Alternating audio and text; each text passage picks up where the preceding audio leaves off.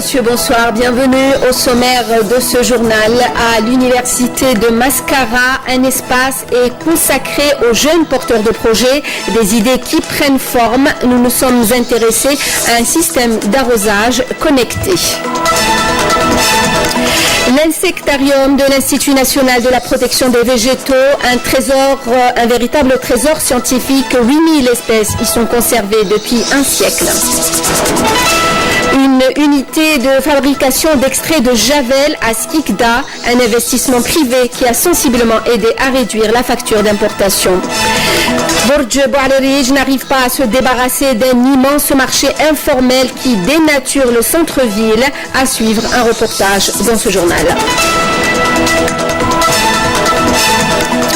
Tout d'abord, ce message du président de la République, Abdelaziz Bouteflika, adressé à son homologue islandais, un message de félicitations à l'occasion de la fête nationale de son pays, dans lequel il l'assure de sa disponibilité à œuvrer au développement des relations d'amitié et de coopération qui lient les deux pays. Dernière ligne droite avant le bac, les épreuves se dérouleront cette semaine du 20 au 25 juin. Les candidats poursuivent les révisions alors que toutes les dispositions ont été prises pour que cet examen se déroule dans les meilleures conditions possibles. Illustration à Tarf avec Menel Boutouaba. Les préparatifs du baccalauréat vont bon train dans la wilaya de Tarf. Le staff de la direction de l'éducation a mis les bouchées doubles. Une cellule de suivi et de contrôle a été installée pour assurer le bon déroulement des épreuves. Le gouvernement a mobilisé tous les moyens humains et matériels. Nous avons réservé une salle qu'on appelle la chambre de distribution ou la chambre scellée, équipée de caméras de surveillance à l'intérieur et à l'extérieur, équipée de détecteurs d'incendie également. Des brouilleurs ont été installés dans les différents étages de la direction de l'éducation. Ils seront mis en marche dès le premier jour des épreuves. Donc pas d'internet et pas de téléphone mobile. Dernier virage également pour les bacheliers qui en profitent pour réviser en solo, en groupe ou en classe avec les enseignants. Les révisions se font de plusieurs manières. D'abord, l'accompagnement direct des élèves par les enseignants. Vous avez aussi la révision par groupe encadrée par les éducateurs dans des salles aménagées pour l'occasion en dehors des heures régulières de travail. Cette dernière méthode est adoptée pour pallier les difficultés rencontrées par les élèves. C'est également l'occasion pour les enseignants d'effectuer les dernières révisions et de résoudre les sujets des précédentes épreuves du bac.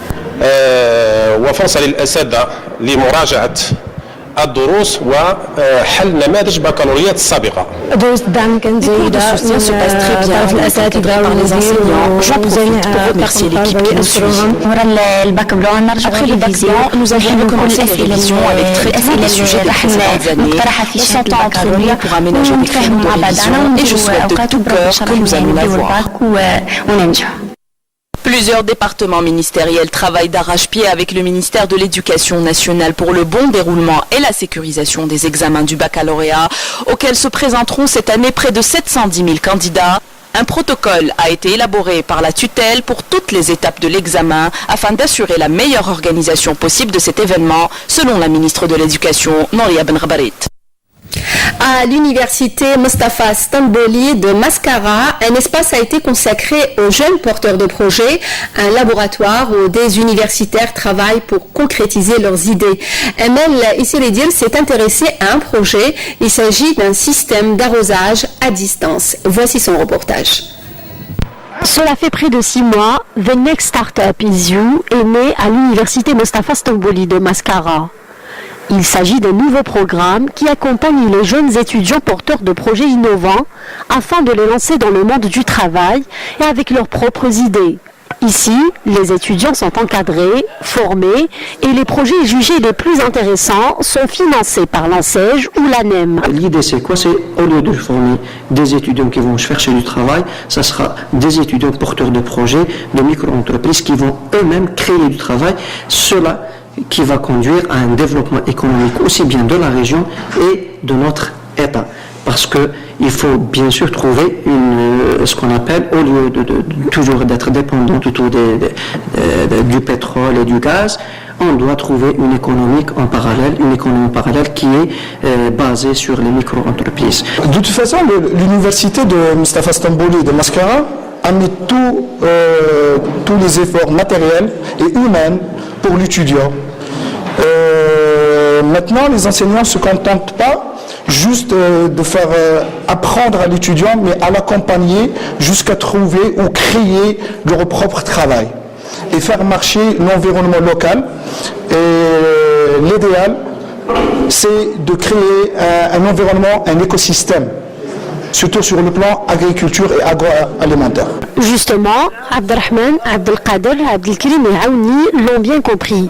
Leur idée consiste à développer un système d'arrosage à distance qui permet de déclencher l'irrigation via smartphone. Un système qui convient parfaitement à la région. L'objectif de notre travail, c'est la réalisation d'un système d'arrosage automatique, utilisable facilement par n'importe quel utilisateur, souhaitant arroser ses plants par distance. Dans notre fonctionnement, on va utiliser le capteur d'humidité du sol avec le relais et l'Arduino et la pompe qui est alimentée par la 12 volts de panneaux solaires, le courant continu. Notre fonctionnement est par le capteur d'humidité qui est du sol. Est-ce que la terre est sèche ou humide? Par le taux de sol. On va alimenter notre pompe avec le courant continu de panneaux solaires. En plus de ce projet, plus de 100 autres sont en cours à l'université de Mascara. D'autres étudiants sont tout aussi motivés de découvrir l'esprit d'entreprise, mais surtout de s'offrir d'autres possibilités d'apprentissage. Ils comptent créer de l'emploi et non pas en chercher une fois le diplôme en poche. Journée mondiale de lutte contre la désertification, l'Algérie où la menace est réelle a une longue expérience dans ce domaine. Une lutte qui s'appuie aujourd'hui sur une stratégie qui fait appel à la conjugaison des efforts de plusieurs secteurs. Le HCDS, le Haut Commissariat au développement de la steppe, œuvre à limiter la dégradation des sols, comme nous allons le voir à Tiaret avec Karim Haïfa.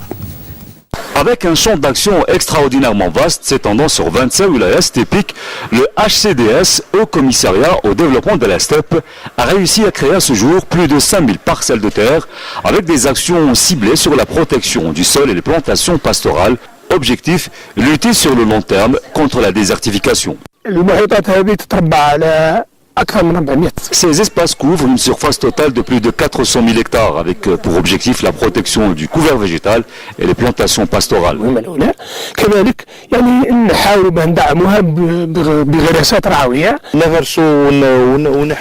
Si on combine plantation et protection des végétaux, on a ce résultat que vous voyez là, avec un terrain autrefois sablonneux et qui maintenant, après la plantation de végétaux appropriés, est en train de changer de visage. Le sol est maintenant protégé et le sable ne se déplace plus.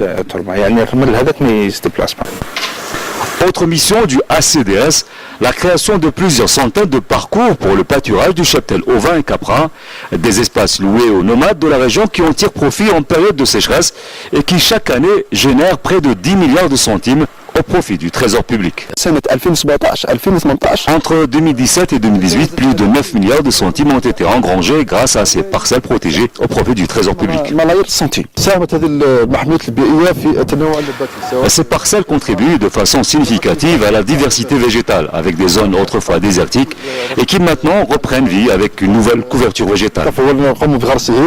Dans son programme d'appoint qui vise la protection de 3 millions d'hectares de zones steppiques, le HCDS prévoit le développement de l'hydraulique steppique, la création de points d'abreuvement pour les troupeaux et la réhabilitation des vieux puits avec la réalisation de forages dans les zones les plus reculées. Voici à présent une immersion au cœur de l'insectarium de l'INPV, l'Institut national de la protection des végétaux. L'Institut renferme un trésor sur le plan scientifique, près de 8000 espèces d'insectes, une collection centenaire qui constitue une base de données pour lutter contre les ravageurs des cultures. Le reportage est signé Nawel Abada. Dans la banlieue est d'Alger, l'Institut national de la protection des végétaux, l'INPV, est l'acteur principal de la veille phytosanitaire en Algérie. Son insectarium est l'une de ses armes. Une collection d'insectes de plus de 8000 espèces et 80 000 individus, soigneusement conservés dans ses tiroirs, tel un trésor. un patrimoine scientifique datant de près d'un siècle. Cette collection elle est de référence assez variée. Elle a été créée en 1928 par le Pigre et Balachowski. Cette collection renferme près de 400 familles et de 800, plus de 8000 espèces et de plus de 80 000 individus. Elle constitue un patrimoine scientifique inestimable. Cette collection pour nos services un outil de travail indispensable pour le diagnostic dans le cadre de la quarantaine. Ici, on est devant la plus ancienne boîte de vulgarisation. Cette boîte de vulgarisation elle a été créée en 1924 par le Pigre. Le caractère des lettres écrites sur les étiquettes à l'encre sont là pour témoigner de l'ancienneté de cette collection qui ne cesse de s'enrichir grâce aux scientifiques de l'INPV. Ici, je suis en train de faire le montage d'insectes. Le montage d'insectes sert à ressortir toutes les parties de l'insecte, les pattes, les antennes et les ailes qui nous facilitent l'identification de cet insecte. Cet insecte, une fois étalé, il sera conservé dans une boîte de collection avec une température de 13 à 16 degrés. 3 parties forment la collection. Il y a les boîtes de collection d'insectes, il y a les boîtes de vulgarisation et sur la boîte de vulgarisation, on trouve l'insecte, la culture et les dégâts. On a aussi la symptomatologie. La symptomatologie, c'est quoi? Des fois, c'est à partir des symptômes qu'on pourra identifier l'insecte causal. Acridien, lépidoptère et coléoptère, parfois encore sous forme de cocon, chrysalide ou chenille, constituent une précieuse base de données des fléaux susceptibles de s'abattre sur la végétation algérienne, ce qui permettra de les combattre efficacement.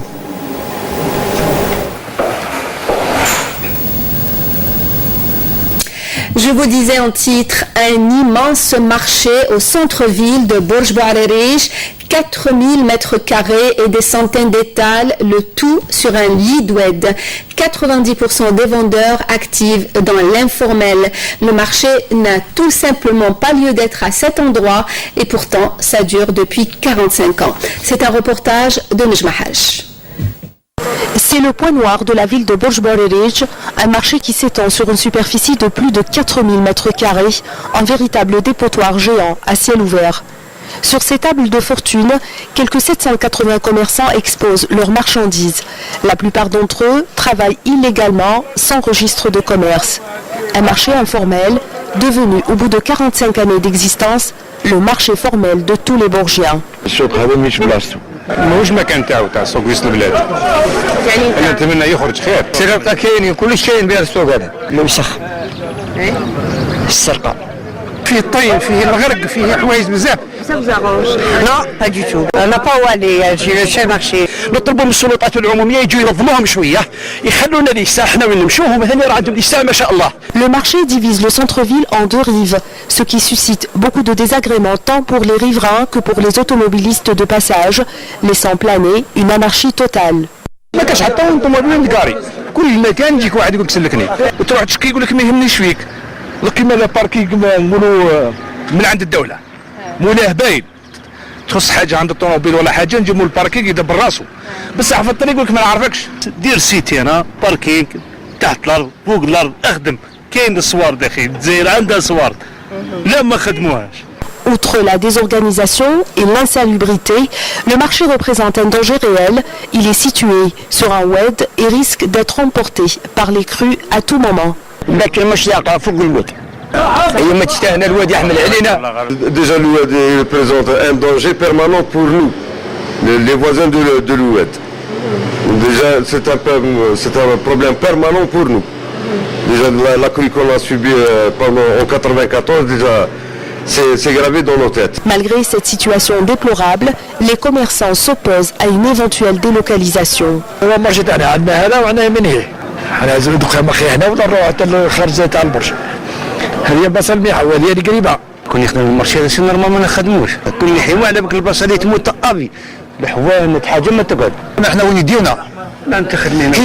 الاخ من الناس عنده 7-8 تحت والاخ من الناس عنده 20 سنه ما على بالهاش هم المسؤولين اللي على بالهم بالقضيه C'est un phénomène qui prend de l'ampleur. Chaque jour, il y a un nouveau qui s'installe. Premièrement, ça dégrade le paysage. Deuxièmement, l'aspect sécuritaire. Nous avons parlé avec les commerçants. Ils sont d'accord pour aller s'installer au marché de Djebès, une opération qui devra s'effectuer dans un mois et demi.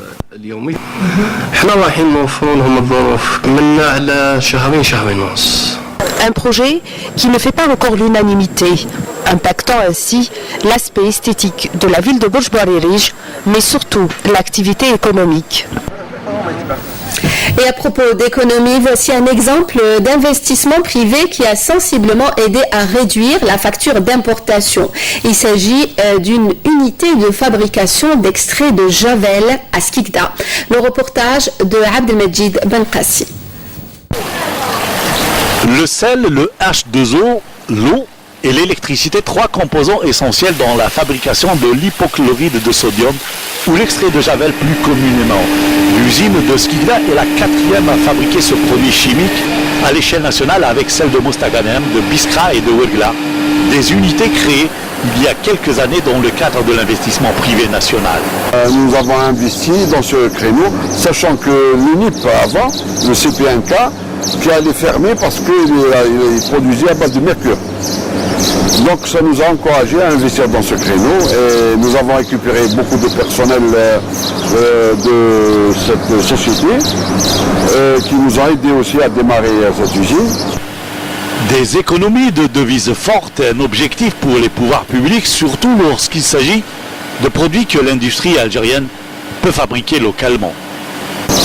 Donc avant il y avait l'apport de trois sociétés, donc il y avait l'UNIP, Sonatrach, il y avait soit Acclor Alger, soit Acclor Mostaganem, plus l'importation.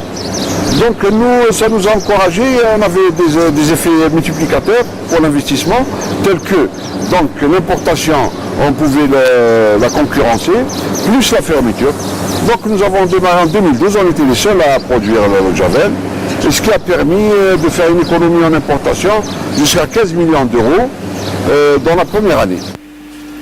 Depuis, le carnet de commandes ne désemplit pas dans un créneau qui fait tourner plusieurs petites fabriques de conditionnement d'eau de javel pour les ménages, en plus des gros utilisateurs de l'extrait de javel, notamment le secteur de l'eau et certaines industries. Concernant les clients de nos produits, nous avons en premier lieu les plus gros consommateurs, c'est les javeliers, qui eux achètent de l'extrait et à 48 degrés, 15% de chlore, et qui est dilué pour obtenir de l'eau de javel avec de l'eau traitée pour les ménages à 12 degrés. Nous avons aussi les ADE, ceux qui nous fournissent de l'eau, la CEAL comme Alger, nous avons aussi anciennement la CEATA de Annaba, et donc on faisait des soumissions et donc on peut être un peu partout en Algérie. De l'hypochlorite de sodium, ou autrement dit de l'extrait de javel qui a plusieurs utilisations. Cette usine a été installée en 2012 et avant 2012 c'était la Sonatrach, la grande entreprise Sonatrach, une de ses filiales qui fabriquait cet extrait de javel. Aujourd'hui, cette usine produit jusqu'à 15 000 tonnes annuellement et peut aller jusqu'à une production de 30 000 tonnes. De Skikda, nous allons à Bouira où plusieurs projets industriels ont vu le jour grâce à des investissements privés et à des partenariats avec des sociétés étrangères. L'exemple ce soir avec une usine de fabrication de structures pour camions et une marbrerie qui produit jusqu'à 80 000 mètres carrés de marbre par mois. Wahiba Mezouj, Abdelhalim Yaïcha. Cet atelier situé à Bouira est spécialisé dans la construction et l'assemblage des différentes bennes et structures pour camions, comme des compacteurs, des plateaux et autres conteneurs. L'usine dispose d'une grande expérience et d'une importante capacité de production qui dépasse les 1200 structures par an. Pour l'instant, on a plus d'une vingtaine de carrosseries, en allant du simple plateau jusqu'à la benne basculante, passant par les citernes, camions citernes, cellules frigorifiques, camions dépannage, camions nacelle, بين tasseuse, يعني كاين بزاف. En ce moment عندنا 70 خدام دونك 70 salariés direct et indirect une centaine هكذاك. احنا استفدنا في la zone Sidi Khaled d'un lot de 2000 mètres carrés. C'est par rapport à ça qu'on veut élargir, نوسعوا في الإنتاج.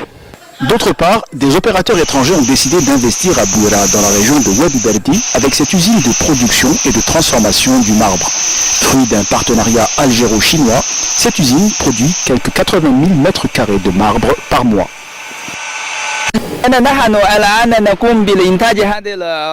Avec cette usine de production de marbre, nous souhaitons devenir leader dans la production de ce matériau, grâce à un partenariat algéro-chinois. Certains Algériens achètent notre produit. Nous employons des Algériens et des Chinois, avec une proportion de 3 Algériens pour un Chinois.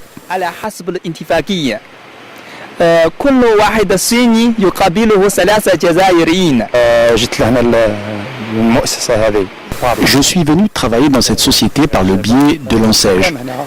Je travaille avec les Algériens et les Chinois et les conditions de travail sont très bonnes.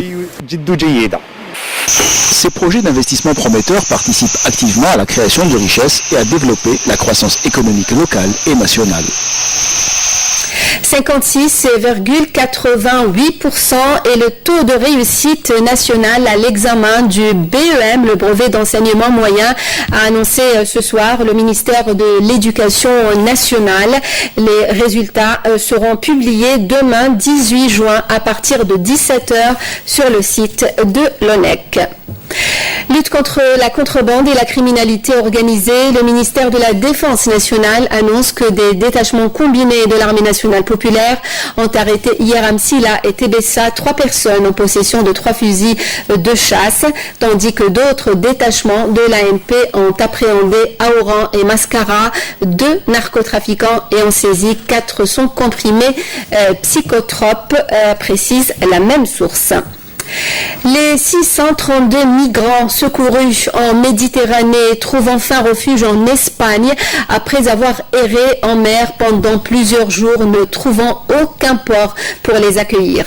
Des ONG ont dénoncé le traitement jugé dégradant infligé à ces personnes en détresse. Nahla Al-Arbi. L'Europe traverse une nouvelle crise sur la question migratoire. De vives tensions entre la France et l'Italie qui a refusé d'accueillir l'Aquarius avec à son bord 630 migrants dont 450 hommes, 80 femmes dont au moins 7 enceintes, 89 adolescents et 11 enfants de moins de 13 ans rêvant d'une vie meilleure en Europe. En réponse à Emmanuel Macron qui a qualifié de cynique l'attitude du ministre de l'Intérieur Matteo Salvini, l'homme fort du gouvernement italien a dit refuser de recevoir des leçons hypocrites de pays ayant préféré détourner la tête en matière d'immigration. Résultat, les 630 migrants secourus par l'Aquarius ont erré une semaine en mer.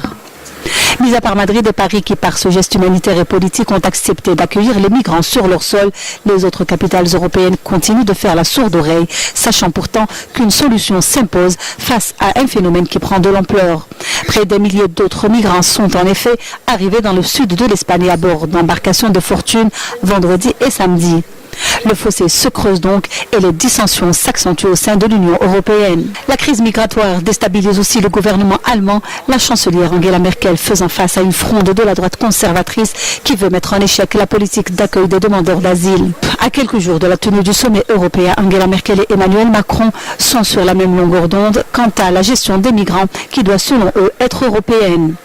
Les deux dirigeants devraient proposer une réforme consensuelle, sachant que des pays comme la Pologne et la Hongrie refusent catégoriquement d'ouvrir leurs frontières. La chancelière allemande veut également un sommet européen sur la migration. Fracturée, l'Europe, dont les dirigeants et les institutions se disent dépassés par le flux des réfugiés, veut avant tout limiter l'immigration massive, faisant littéralement abstraction de toute considération humanitaire. L'Europe tourne le dos aux réfugiés et s'investit très peu pour aider les pays de la région face à ce problème épineux. Fin de ce journal, le rappel des principaux titres. À l'université de Mascara, un espace est consacré aux jeunes porteurs de projets, des idées qui prennent forme. Nous nous sommes intéressés à un système d'arrosage connecté. L'insectarium de l'Institut national de la protection des végétaux, un véritable trésor scientifique, 8000 espèces y sont conservées depuis un siècle. Une unité de fabrication d'extraits de javel à Skikda, un investissement privé qui a sensiblement aidé à réduire la facture d'importation. Bojbarerij n'arrive pas à se débarrasser d'un immense marché informel qui a dénaturé le centre-ville. Nous avons suivi un reportage dans ce journal. Merci à vous de nous avoir suivis. L'info continue sur les www.entv.dz, la page Facebook et la chaîne YouTube de Canal Algérie. Pour le journal à 20h, l'édition en arabe demain à midi. Fria Lassari, je vous donne rendez-vous quant à moi à 19h. Passez une bonne soirée. Merci.